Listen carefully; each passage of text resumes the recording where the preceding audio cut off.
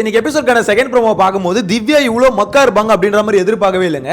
என்ன ப்ரோ சொல்றீங்க, என்ன நடந்துச்சு அப்படின்ற மாதிரி கேட்டீங்கன்னா அந்த ப்ரோமோலேயே கேட்குறாங்க பாருங்க, நீ யார், நீ எனக்கு ஒன்றும் புரியல அப்படின்ற மாதிரி கேட்குறாங்க.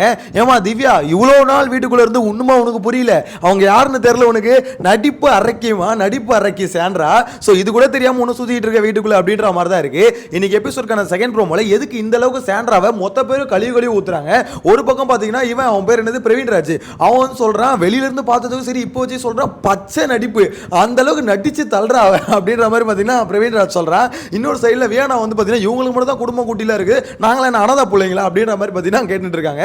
இன்னொன்று திவ்யா வந்து பார்த்தீங்கன்னா விக்ரமுக்காக பச்சை மிளகாலாம் யார் மாடின்னு இந்த அளவுக்கு வந்து, அதாவது நீ அவன் கூட பேசி வை, ஆனால் அதுக்கு நீ இவ்வளோ க்ளோஸ் ஆன மாதிரி நீ ஒரு ஃபீலை கொடுக்காத அப்படின்ற மாதிரி சொல்றாங்க. ஸோ இது எல்லாரும் சேர்ந்து டார்கெட் பண்ணி சாண்ட்ராவை அடிக்கிறத பார்க்கும்போது சில பேர் ஒன்னே வந்துடலாம், என்ன சாண்ட்ராவெல்லாம் டார்கெட் பண்றாங்க, சாண்ட்ரா மேல வன்மத்தை கொட்டுறாங்க அப்படின்ற மாதிரி அந்த கமெண்ட்ஸ்ல சில பேரை பார்க்க முடிஞ்சது. சாண்ட்ரா மேல வன்மத்தை கொட்டுறாங்க. அந்த பீஸ் இவ்வளவு நாளா நடிச்சு ஊரே ஏமாத்திட்டு இருந்தது. இப்ப வெளிலேருந்து உள்ள பார்த்துட்டு வந்தவங்க வந்து உண்மையா சொன்னோன்னே அதுக்கு என்ன பண்றதுன்னு தெரியல. ஆக்சுவலா விஷயம் என்ன தெரியுமா, சாண்ட்ராவை பொறுத்த வரைக்கும் அவங்களுக்கு தைரியமான ஆள் இல்லை. அதாவது தைரியமா வந்து ஃபேஸ் டு ஃபேஸ் வந்து நீ பண்றது எனக்கு பிடிக்கல, உன் கூட நான் பேச பிடிக்கல, இல்ல நீ இது வந்து தப்பு பண்றது அப்படின்ற மாதிரி சொல்லணும். ஆக்சுவலா ஒரு ஃப்ரெண்டா பேசுறதுனா என்னங்க, சிம்பிளா சொல்லலாம், ஒரு ஃப்ரெண்டுனா என்ன, அந்த ஃப்ரெண்டு உடனே நீ இது பண்றது தப்புடா அப்படின்ற மாதிரி சொல்லணும்ல. ஆனா இவங்க என்ன பண்ணுவாங்க, சொல்லவே மாட்டாங்க. அவங்க பண்ற தப்பை வந்து சொல்லவே மாட்டாங்க, கூடவே பழகுவாங்க. பழகிட்டு கடைசியாக சான்ஸ் கிடைக்கும் போது தூக்கி முதுகுல குத்திட்டு போயிடுவாங்க. இதுதான் சாண்ட்ரா வந்து இவ்வளோ நாளாக பண்ணிட்டு இருக்காங்க. ஸோ இப்போ வந்து வெளியில் போய் பார்த்தவங்களுக்கு ஆப்வியஸாக உள்ள வரும்போது காண்டா தான் ஆகும், இன்னும் இந்த பொம்பளை நம்மளை இந்த அளவுக்கு வச்சு செஞ்சிருக்கு அப்படின்ற மாதிரி. அதனால இப்போ திருப்பி வச்சு செய்கிறாங்க அப்படின்ற மாதிரி தான் சொல்ல தோணுது. எனக்குலாம் ஃபீலிங்ஸ்லாம் இல்லை. என்னை பொறுத்த வரைக்கும் ஓப்பனாக சொல்லிச்சுக்கோங்க, சாண்ட்ரா ஏன் இப்படி அடிக்கிறாங்க, ஏன் இப்படி கேள்வி கேட்குறாங்க அப்படிலாம் இல்லை. அவங்க இப்பயும் பர்ஃபார்மன்ஸ் போட்டுட்டு தான் இருக்காங்க. அங்கங்கே போயிட்டு அந்த ஐயோ அந்த சிம்பத்தியில் எனக்கு என்னன்னா கரெக்டாக 2 பேர் ஜோடி சேர்ந்துருக்காங்க பாருங்க, சாண்ட்ரா விக்கல்ஸ். இவன் ஒரு ட்ராமா, இவங்க ஒரு ட்ராமா, நடிப்பு அரக்கி ரெண்டு பேரும் ஒன்று சேர்ந்து ஐயோ எப்பா கனியை சீக்கிரம் உள்ள அனுப்புங்கப்பா, கனி உள்ள வந்தால் தான் அங்கே ஆட்டமே மாற போகுது. ஏன்னா களி உள்ள வந்த பிறகு என்ன பண்ணுவாங்க, விக்கல்ஸுக்கு இப்போதைக்கு பார்த்தீங்கன்னா சப்போர்ட்டுக்கு ஆள் இல்லைன்னு சொல்லிட்டு சாண்ட்ராவை பிடிச்சிட்டு இருக்காரு, சாண்ட்ரா விக்கல்ஸை பிடிச்சிட்டு இருக்காங்க. கனி உள்ள வந்து என்ன பண்ணுவான், விக்கல்ஸ் வந்து கனி கூட போயிடுவான். அப்போ சாண்ட்ரா திருப்பி அனாதையாயிடுவாங்க. ஸோ அப்போ வந்து பார்த்தீங்கன்னா ஆதரவு கொடுக்கறது யாரு, பிரஜன் உள்ள வருவார். ஸோ அப்போ விக்கல்ஸை பற்றி சாண்ட்ரா என்ன பேச போகிறாங்க அப்படின்றத பார்க்கறதுல நானும் அவளை காத்துக்கிட்டு இருக்கேன். விஷயம் என்னன்னு பார்த்தீங்கன்னா, இப்போ சாண்ட்ரா அந்த இதில் கூட சொல்லியிருந்தாங்க, இந்த வீட்டை விட்டு வெளியே போனால் நான் ஒருத்தர் கூட கான்டாக்டில் இருப்பேன் அப்படின்னா அது வந்து விக்கல்ஸ் கூட இருப்பேன், சபரி கூட இருப்பேன் அப்படின்ற மாதிரி சொல்கிறாங்க. நீங்கள் சபரி கூட இருக்கேன்னு சொல்லுங்க, அதை கூட ஒத்துக்கிறோம். ஆனால் விக்கல்ஸ் கூட இருப்பேன், விக்கல்ஸ் கூட நல்ல பாண்டிங் இருக்கு, அவர் வந்து கேர் பண்ணார் அப்படின்ற மாதிரிலாம் பேசுகிறாங்களே. எனக்கு என்ன தோணுதுன்னா, இதே விக்கல்ஸ் அந்த வாய் எவ்வளோ கேவலமாக பேசியிருக்கு, எந்த அளவுக்கு கழிவு ஊற்றிருக்கு, அவனு வந்து பார்த்தீங்கன்னா குழி தோண்டி புதைக்கிற அளவுக்கு பேசுனது இந்த வாய் தானே அப்படின்ற மாதிரி தான் சொல்ல தோணுது. சில பேர் ஒன்று சொல்லலாம், என்ன ப்ரோ டைம் வந்து சேஞ்ச் ஆகுதுல, ஒரு சமயத்தில் அப்படி இருந்தவங்க இப்படி மாறுறது, அது வந்து அவங்க காலம் வந்து கொஞ்சமாக ஓட அவங்க மேலே இருக்க அந்த நெகட்டிவ் இது குறைஞ்சு அவங்க பண்ணுற நல்ல விஷயங்களை எடுத்துக்கிட்டு அதனால பாசிட்டிவாக மாறுறாங்க அப்படின்ற மாதிரி உங்களுக்கு தோணலாம். கரெக்டு தான். ஆனால் போன வாரம் வரைக்கும் அப்படி தாங்க இருந்தாங்க. திடீர்னு அதாவது அந்த கார் இன்சிடென்ட்டுக்கு அப்புறம் பார்த்தீங்கன்னா இந்த அளவுக்கு ஒரு அட்டாச்மெண்ட் வருது. விஷயம் என்னன்னா, கார் இன்சிடென்ட்லேருந்து பார்த்தீங்கன்னா சாண்ட்ரா வந்து பயந்தா மாதிரியே இருந்தாங்க, விக்ரம் வந்து பார்த்தீங்கன்னா பயந்தவங்களை சமாதானப்படுத்துகிற மாதிரியே இருந்தார், விக்ரமும் சபரியும். அதுலேருந்து ஓகே இப்போ நம்மளுக்கு இவனுக்கு வந்து நல்லா சப்போர்ட் பண்ணுறானுங்க, நம்ம பர்ஃபார்ம் பண்ணுற கூட ஏன் பர்ஃபார்ம் பண்ணுறேன்னு கேள்வி கேட்க மாட்டானுங்க. சிம்பிள், அவ்வளோதான். சாண்ட்ராவை பொறுத்தவரைக்கும் ரொம்ப சிம்பிள், தன்னோட தேவைக்கு யாரை யூஸ் பண்ணுமோ யூஸ் பண்ணுவாங்க. கொஞ்ச நாள் ரம்யாஜோ யூஸ் பண்ணியிருந்தாங்க, ஓகே நான் பேசுறதெல்லாம் கேளு, நான் அழுதுனா கொஞ்சம் வந்து சமாதானப்படுத்து, இப்படியே கூட இரு அப்படின்ற மாதிரி இருந்தாங்க. அவங்க அதே சமயத்தில் ரம்யா ஜோ கிட்ட உண்மையெல்லாம் பழகல. அவங்களே சொல்றாங்க, நான் உங்ககிட்ட உன்னை நம்பவே இல்லையே, அப்புறம் எதுக்கு ரம்யா கிட்ட வந்து அந்த அளவுக்கு க்ளோஸா பழகுனீங்க அப்படின்னு கேட்டதுக்கு அதெல்லாம் என்னால் சொல்ல முடியாது, என்ன பொறுத்தவரைக்கும் நான் உன்னை நம்பவே இல்லை அப்படின்ற மாதிரி சொல்றாங்க. இப்போ அதே தான் விக்கல்ஸ் கூட பார்த்தீங்கன்னா இப்போதைக்கு இந்த அவங்களோட தேவைக்கு விக்கல்ஸ் யூஸ் ஆகிறாரு. அதனால விக்கல்ஸ் வந்து பார்த்தீங்கன்னா தூக்கி வச்சு கொண்டாடுறாங்க. நாளைக்கு கனி வந்ததுக்கப்புறம் ஏதாவது மாற்றி பேசுனா விக்கல்ஸே தூக்கி போட்டு பொழப்பாங்க. இதுதான் சாண்ட்ராவோட கேம் பிளே, ரொம்ப சீப்பான ஒரு கேம் பிளே. எதுக்கு எல்லாரும் சாண்ட்ராவை அட்டாக் பண்ணுறாங்க, எதுக்கு எல்லாம் விக்ரம் வந்து அட்டாக் பண்ணுறாங்கன்னு நினைக்கிறீங்க? இவங்க வந்து பார்த்தீங்கன்னா ரொம்ப மோசமாக அப்படி இப்படி பண்ணிட்டாங்க, அதனால இல்லை. இவங்க எல்லாம் என்ன பண்ணுறாங்கன்னா, அதாவது ஒரு மாதிரி செல்ஃபிஷாக அவங்களுக்கு என்ன தேவையோ அதை வந்து எடுத்துக்கிறாங்க மற்றவங்க கிட்ட இருந்து. இப்போ சாண்ட்ராவை பொறுத்த வரைக்கும் தன்னோட தேவைக்கு ஒருத்தவங்களை யூஸ் பண்ணிட்டு தூக்கி போகிற சாண்ட்ராவோட கேம் பிளேன்னு வச்சுக்கோங்களேன். பொறுத்த வரைக்கும் என்னன்னா, தன்னை வந்து பாராட்டுற ஒருத்தவங்க கூட எப்பவுமே க்ளோஸா இருப்பார், தவிர தன்னு கூட இருக்கவங்க பண்ற தப்ப வந்து கேள்வியே கேட்க மாட்டாரு. அதே மாதிரி பாத்தீங்கன்னா தனக்கு அகைன்ஸ்டா இருக்கவங்களை கடைசி வரை எதிர்த்துட்டே இருப்பார். இதுதான் விக்கல்ஸோட கேம் பிளே. இங்க நியூட்ரலா இருக்கிறவங்களை யாருமே கொஸ்டின் பண்ண போறதே இல்லை. ஆனா இங்க விக்கல்ஸ் சாண்ட்ரா 2 பேருமே பாத்தீங்கன்னா அந்த டிராமா பண்றதுல வந்து 2 பேருமே கிங்கு உச்சத்துல இருப்பாங்க. நான் தாண்டா டிராமானா நான் தாண்டா அப்படின்ற மாதிரி இருப்பாங்க. அந்த பிரவீன்ராஜ் இப்போ ஒரு மேட்டர் சொன்னாங்க பாருங்க, வெளியில இருந்து பார்த்ததுக்கும் சரி உள்ள பார்க்க சரி பச்சை நடிப்பு அப்படின்ற மாதிரி சொல்றாங்களே.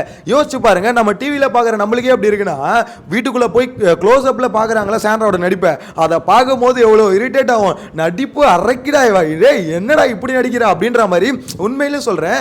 அது வேற யாராவது இந்த டேரக்டா சொல்றாங்க ஐயோ என்னடா இப்படி நடிச்சு தொலைக்கிறா அப்படின்ற மாதிரி தான் இருக்கும். இந்த இடத்துல பாத்தீங்கன்னா வியானா கொலகான்ல இருக்கு, வன்மத்தோட உச்சியில இருக்குது சாண்ட்ரா மேல அப்படின்ற மாதிரி இருக்கும். ரம்யாவும் அதே தாட்ல தான் இருக்குன்னு வச்சுக்கோங்களேன். சோ இந்த இடத்துல திவ்யா என்ன கேக்குறாங்கன்னா, இந்த மாதிரி விக்கல்ஸ்க்காக விக்கல்ஸ் கூட நீ பேசு பழக இதெல்லாம் ஓகே ஒரு பக்கம் இருக்கட்டும், ஆனா நீ பச்சை மிளகா சாப்பிட்ற அளவுக்கு ஒரு விஷயம் பண்றனா அப்போ யார் நீ அப்படின்ற ஒரு கேள்வி வந்து நார்மலா வரதா செய்யும். ஏன்னா திவ்யா கிட்ட தான் விக்ரம பத்தி அதிகமா கழிவு ஊத்துந்து, விக்ரம போட்டு கிளி கிளி கழிச்சது, குடும்பம் வரைக்கும் நோண்டி தாக்குன்னு தாக்குந்து. ஸோ எல்லாமே திவ்யா கிட்ட தான் அவங்க ஷேர் பண்ணியிருக்காங்க. அப்படி ஷேர் பண்ணிட்டு இப்போ அதே விக்ரம தூக்கி தலையில வச்சு கொண்டாடுறாங்கன்னா இவங்களுக்கு வந்து பார்க்கும்போது ஏன் இப்படி பச்சை நடிப்பை போடுற அப்படின்ற ஒரு கேள்வி ஆப்வியஸா வரதா செய்யும். உடனே இது வந்து வன்மத்தை எல்லாருமே கொட்டுறாங்க. வன்மத்தை இது வந்து வன்மம் தாங்க, நான் திருப்பியும் சொல்றேன். திவ்யா அது பேர் என்ன வியானா பிரவீன்ராஜ் எல்லாருக்கும் ஒரு வன்மம் தான் வச்சுக்கோங்களேன். ஆனா அந்த வன்மத்துக்கான சோர்ஸ் ஒன்று இருக்குல்ல, இப்போ வன்மத்து கொடுறது இங்க தப்புன்னு சொல்லவே முடியாது. ஏன் சரிமா அவங்க பண்ணதுக்கான விளைவு தான் இதெல்லாம். இப்போ அவங்க பண்றதெல்லாம் சரி நான் ஏத்துக்கணுமா அப்படின்னு ஒரு கேள்வி வருதுல. சாண்ட்ரா என்னதான் பண்ணாலும் சரி, சாண்ட்ரா பாவங்க அப்பாவிங்க, அவங்க பியூர் சோலுங்க, அவங்க வந்து ஃபேமிலிக்காக வந்து அவ்வளவு கஷ்டப்பட்டு இருக்காங்க, அவங்கள போய் எப்படிங்க குறை சொல்றது அப்படின்ற மாதிரி வெளியே 2-3 ஐடியாஸ் வந்து உருட்டுறானுங்களே. ஸோ அதே மாதிரி நம்மளும் உருட்டுமா? எனக்கு அதுதான் கேள்வியா இருக்கு. எப்படிடா மனசாட்சி இல்லாம அவங்க நடிக்கிறது வந்து நடிப்புனே உங்களுக்கு தோணலன்னு எப்படிடா சொல்லுவீங்க அப்படின்ற மாதிரி இருக்கு. திவ்யா ஒரு மேட்டர் சொன்னாங்களே, இப்போ எனக்கு பார்க்கும்போது இந்த இன்சிடென்ட் கூட அது நடிப்பா இருக்குமோ அப்படின்ற மாதிரி சொல்றாங்க. மேபி அந்த கார் இன்சிடென்ட் சொல்றாங்களா என்னன்னு தெரியல. ஸோ அது கூட நடிப்பா இருக்குமோன்னு தோணுது. ஏன்னா அந்த அளவுக்கு நடிக்கிறாங்க அப்படின்ற மாதிரி. உங்களுக்கு மட்டும் இல்லை திவ்யா, ஊருக்கே அப்படிதான் தோணுது. எனக்கு என்னமோ சாண்ட்ரா வந்து கொஞ்சம் எல்லா இடத்துலையும் நடிக்கிற மாதிரி தான் இருக்குன்னு எல்லாருக்குமே தோணுது. அதுலயும் அந்த கமருதீனை பார்த்து பயந்து ஓடுனது, பார்வதியை பார்த்து பயந்து ஓடுனதுலாம் பச்சை நடிப்பு. அது பார்க்கும்போது அப்பட்டமா தெரியுது, எதுக்கு அந்த பொம்பளை இப்படி நடிக்குது அப்படின்ற மாதிரி. பேனிக் அட்டாக் எப்பா வந்துருவார் உடனே உங்க புருஷனோட ஃப்ரெண்டு விஜய் சேதுபதி வந்துட்டு வீக்கெண்ட்ல வந்து பேனிக் அட்டாக் 1.0, அதுக்கப்புறம் 2.0, அப்புறம் 3.0 அப்படின்ற மாதிரி அடுத்தடுத்து ரிலீஸ் பண்ணிட்டே போவாங்க. 3.0 தான் வருதுன்னு நானுங்க இன்னும் பார்க்க முடியல, வந்துடும் நினைக்கிறேன். எனக்கு தெரிஞ்சு இன்னைக்கு எண்டுக்குள்ள பேனிக் அட்டாக் 3.0 வருதா அப்படின்றத வெயிட் பண்ணி பார்க்கலாம். நான் ஓப்பனாக சொல்கிறேன், சாண்ட்ரா மாதிரி அதாவது தன்னோட காரியத்துக்கு ஒருத்தவங்களை யூஸ் பண்ணுறவங்கள பார்க்கவே முடியாதுங்க. அப்படியே ஐஸ் வைக்கிறதுல கில்லாடி பேசுறது பார்க்கணுமே, அவ்வளோதான்டா. ஐயோ இவங்க தான் இவ்வளோ நல்லவங்களா இருப்பாங்கன்னு எதிர்பார்க்கலையே அப்படின்ற மாதிரி தான் எல்லாருமே நம்பிடுவாங்க. சாண்ட்ராவோட ரியாக்ஷன்ஸை பார்த்து, அந்த எக்ஸ்பிரஷன்ஸை பார்த்து, அந்த அழுகையை பார்த்து அப்படியே நம்பிடுவாங்க. ஆனால் அதுக்கப்புறம் வெளியே போய் பார்க்கும்போது தான் தெரியும், நீ இவ்வளோ பெரிய கேடியா இருந்திருக்கியா, எனக்கு பின்னாடி இவ்வளோ பேசுறீங்க அப்படின்ற மாதிரி தோணும். ஸோ அதனால வெளியே போய் பாதிக்கப்பட்டவங்க வந்து வன்மத்தை கொட்டுறது என்ன பொறுத்த வரைக்கும் சாண்ட்ரா விஷயத்தில் தப்புனே தோணல. பண்ணதுக்கு அனுபவிச்சு தான் ஆகணும். ஸோ அதனால் அனுபவிக்கிறது ஒன்றும் தப்பு இல்லை அப்படின்ற மாதிரி தான் தோணுது. இது சொல்லும் போது சாண்ட்ரா மேலே உனக்கு வன்மம் ப்ரோ, அதனால தான் ப்ரோ அப்படின்ற மாதிரி இருக்கு. ஆமாம் எனக்கு இருக்குங்க, ஏன் இல்லை? எத்தனை வாட்டி அந்த லைவ் நீங்களாம் 1 hour ஷோ பார்க்குறவங்க கூட தெரியாது, லைவை பார்க்குற எனக்கு தான் தெரியும். அந்த அம்மா உட்காந்து அவ்வளோ நடிப்பு நடிச்சிருக்கல, அந்த நடிப்பெல்லாம் உட்காந்து பார்த்துட்டு தானே இருந்தேன் நான். ஸோ எனக்கும் கொஞ்சம் காண்ட் இருக்கு. அதாவது ஐயோ இவ்வளோ நடிக்கும் போது எதுவும் பண்ண முடியலடா, எப்படியாவது அந்த நடிக்கிறத வந்து நிப்பாட்டுமேடா அப்படின்ற மாதிரி எவ்வளோ தூரம் கதறி இருப்பேன். ஸோ எனக்கும் கொஞ்சம் இருக்கதாங்க செய்யும். எனக்கு என்னன்னா இதில் வந்து பர்ஃபெக்ட் காம்போ 2 பேர் சேர்ந்ததாங்க அல்டிமேட். ஒன்று விக்கல்ஸ், இன்னொன்று சாண்ட்ரா, 2 பேருக்கு காம்போ ஒன்று சேர்ந்தாங்க பாருங்க. அது இவங்க என்னன்னா ஐயோ சாண்ட்ரா நல்லவங்கன்னு சொல்றது, இவரு என்னன்னா இவரு நல்லவன்னு சொல்றதும். ஸோ மாறி பார்த்தீங்கன்னா 2 டிராமா ஒன்னா சேர்ந்து ஒன்னா இப்போ ஒரு டிராமா போட்டுட்டு இருக்காங்க. எனக்கு சீக்கிரமே கனியை உள்ள அனுப்பி தொலைங்கடா அப்படின்ற மாதிரி இருக்கு. கனி உள்ள வரணும், சாண்ட்ராவை போட்டு கிளின்னு கிளிக்கணும். ஏன்னா இன்டர்வியூலேயே பார்த்தீங்கன்னா சாண்ட்ராவை போட்டு கிழிச்சு விட்டாங்க. ஸோ அப்படின்னும் போது கனி உள்ள வந்து ஒரு பெரிய இம்பாக்ட் இருக்கும் அப்படின்னு நம்ம சொல்ல தோணுது. இன்னொன்று திவ்யா வந்து இறங்கி சாண்ட்ராவை செஞ்சு விட்டணும் அப்படின்னு முடிவு பண்ணிட்டாங்க. அந்த டாஸ்க்லேயே அவ்வளோ ஓப்பனா அவ்வளோ கிளீனா பார்த்தீங்கன்னா மூஞ்சிக்கு நேரம் செருப்படி கொடுத்த மாதிரி தான் பேசினாங்க. ஸோ இதுக்கப்புறமும் எனக்கு தெரிஞ்சு திவ்யா பேசுறதை பார்க்கும்போது அதுக்கடுத்து ஒரு பெரிய கலவரமும் இருக்கு. ஸோ இதுக்கப்புறம் பார்த்தீங்கன்னா சாண்ட்ரா வச்சு செய்ய போறாங்க அப்படின்றதும் தோணுச்சு. ஸோ உங்களோட கருத்தை கமெண்ட்ல மென்ஷன் பண்ணுங்க. நெக்ஸ்ட் வீடியோல மீட் பண்ணலாம். Tata bye by.